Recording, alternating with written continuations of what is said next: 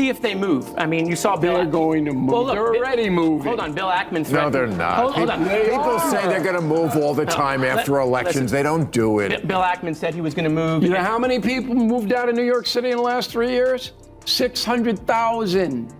They're moving. Yeah, they're moving. They've been moving from COVID. You know how many people moved out of your state, California? Oh, I know. No, Under Newsom? Yeah, no. People do move. There's no doubt about that. People move in America. A growing number of people are leaving certain traditionally Democratic-leaning states, and the trend has become hard to ignore. You might expect these states to put policies in place that improve everyday life for their residents, but many feel that isn't happening. Recently, on an episode of Real Time with Bill Maher, the host shared his straightforward view on why this migration is taking place, and his perspective is definitely worth hearing. There's plenty to break down, so let's take a closer look. Do you think that Mamdani's election will lead more financial organizations to leave New York City for Wall Street South in Florida? Tell me, I've read that term just recently, Wall Street South, Florida. This is your state. What is that? A lot of Wall Street guys have moved to Palm Beach. It's been happening really since COVID. It's accelerated with increases in taxes.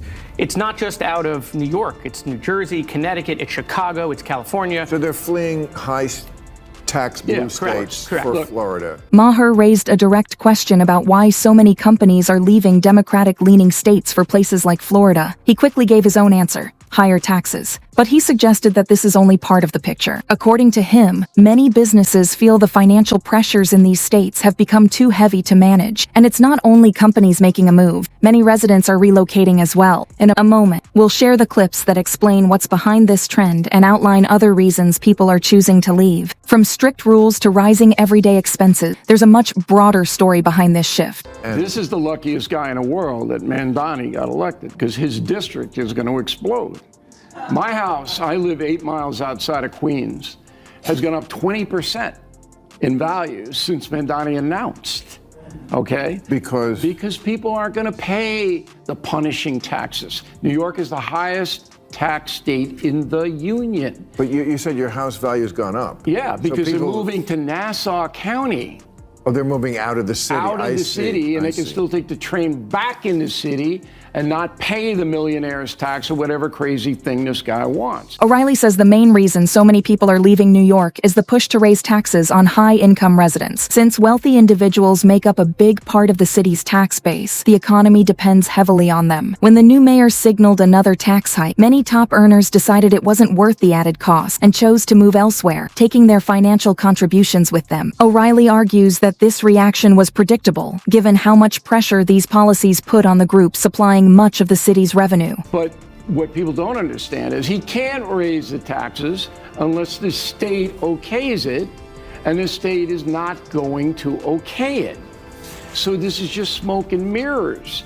And the younger people voted for him. Mamdani's tax plan for high-income earners still needs state approval, and the current political climate makes that unlikely. This isn't just a policy setback. It raises doubts about his dependability. He campaigned hard on making wealthier residents contribute more, but without state support, that promise now seems more symbolic than realistic. Supporters are beginning to question whether he overstated what he could deliver. At this point, the tax is unlikely to happen, and the unfulfilled pledge continues to cast a shadow over his administration. See if they move. I mean, you saw Bill. They're going to move. Well, look, they're already moving. Hold on, Bill Ackman. No, they're not. Hold on. People say they're going to move all the time after elections. They don't do it. Bill Ackman said he was going to move. You know how many people moved out of New York City in the last 3 years?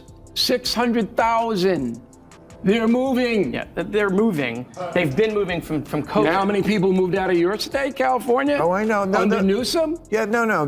People do move. There's no doubt about that. People move in America, and you're right. Representative Jared seems unwilling to acknowledge why people are leaving certain states. It's not about seeking new scenery. It's about economic strain. New York has lost over 500,000 residents due to rising taxes and a tough business climate, and nearly 1 million have left California because of high costs and heavy regulation. Despite these clear trends, Jared downplays the issue, but the message is obvious. Many residents are moving because current policies aren't providing the stability or opportunities they need. You know how many people moved out of your state, California? Oh, I know. Under Newsom? Yeah, no.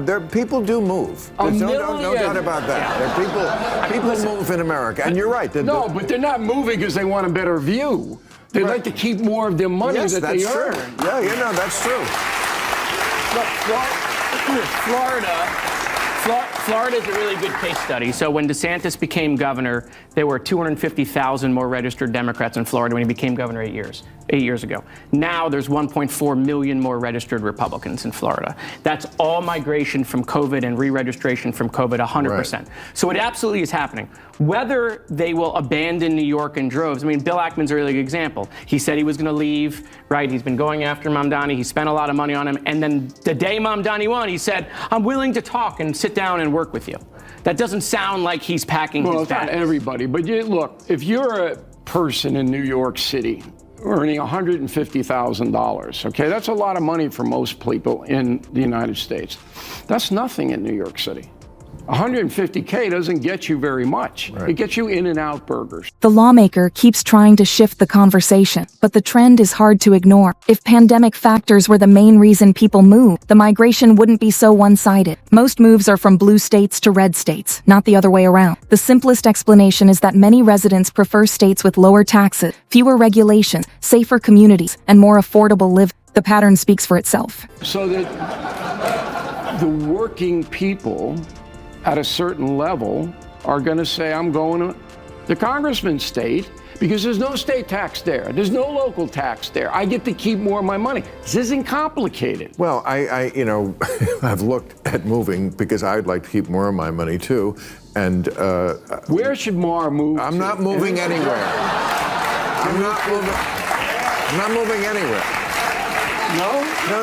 Not going to stay? And the taxes here are ridiculous, but it's still Southern California. Right. Okay. Ma may stay in California for personal reasons, but many others no longer feel the same. Despite paying some of the highest taxes in the country, residents see little progress on major issues like wildfires, infrastructure, and homelessness. The gap between what they pay and what they receive has grown too large, making leaving the state a more practical choice. I see today the Trump administration, they talked about the fact that California had a rule that schools cannot be required to notify parents if their kids in school have changed their gender, their pronouns. That's the kind of thing, even though it doesn't affect a lot of people, that makes a lot of people go, well, you know what?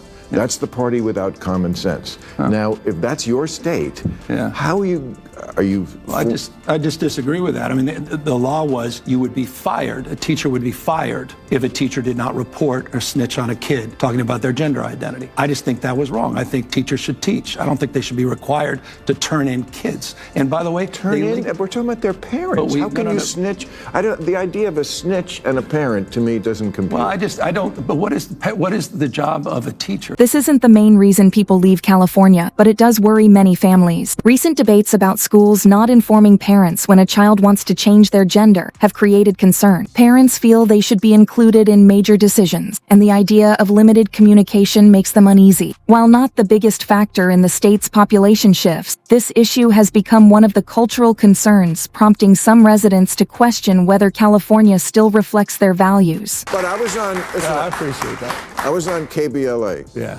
yesterday, with my friend Tavis Smiley. I'm an investor and a supporter of that station. And he said, who do you want for running president? I mentioned, I think you'd be good at the job. Not this year, we know. No, I know. But he said, I don't think he could win. I don't think he could win. He's too progressive coming from this state and what he's done in this state to win in any southern state, any red state. I disagreed, but no, this is a progressive African-American owned station, and I'm sure they like you, but he doesn't think you can win. What do you say to that if you could win the? Look at the swing states. There's only 8 of them. Many people are losing confidence in Gavin Newsom because of how California has performed under his leadership. Some voters say that if he struggles to manage one state, especially one with major resources, promoting him to the presidency feels risky. They point to issues like homelessness, high living costs, and ongoing management problems as signs he hasn't shown the steady leadership they want. At the same time, large numbers of residents are leaving states like California and New York for places with lower taxes, fewer regulations, regulations, and more affordable living. When leaders dismiss these trends, they risk seeming out of touch with what people are experiencing. Migration patterns send a clear message. Residents are choosing states that better match their needs and values. For policymakers, it's a reminder that ignoring everyday concerns can have real consequences. Thanks for watching. Don't forget to like and subscribe for more content.